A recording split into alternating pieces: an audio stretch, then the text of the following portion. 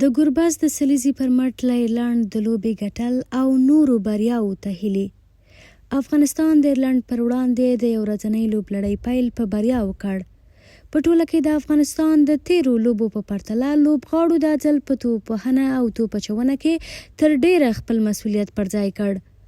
رحمان الله ګربز او ابراهیم ځدراڼ له څه نه څه اوږد ځنډ وروسته لوبډلې ته ښه پیل ورکړ او ګربز بیرته په خپل پخواني سټایل لوبه وکړه.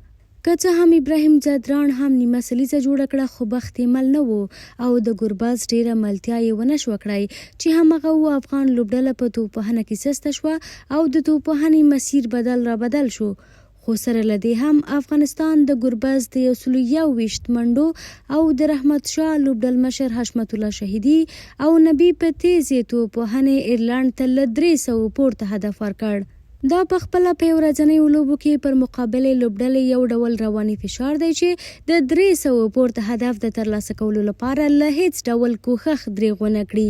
افغانستان بیا د توپ اچونې په پاڼۍ کې ښه پیل واخیست او له 500 په کمو منډو کې د ایرلند 3 لوبغاړي له ډګر بهر کړل. خو د سیالي لوبډلې 2 توپوهونکو ټریکټر او ټیکر فشار اداره کړ او د 103 منډو اوږده ملګرتیا یې جوړه کړه. د دوی ملګرتیا او تیزې لوبې ته په کتو سره انګیرل کېده چې ښایي افغانستان د دې لوبې د ګټلو لپاره هم بخت ونه لري. خو فضل حق فاروقي په خپلې جادويي توپ اچونې دا اوږده ملګرتیا ماته کړه او په لوبه کې 4 وکټې واخیستې. د افغانستان لپاره فضل حق فاروقي 4، عصمت الله عمرزي 2 او نور احمد 1 وکټ ترلاسه کړه.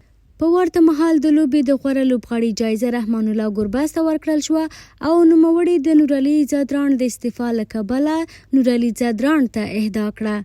افغانستان او ایرلند د دویمې یو ورځنۍ لوبې لپاره د مارچ په 9 یو ځل بیا مخامخ کیږي.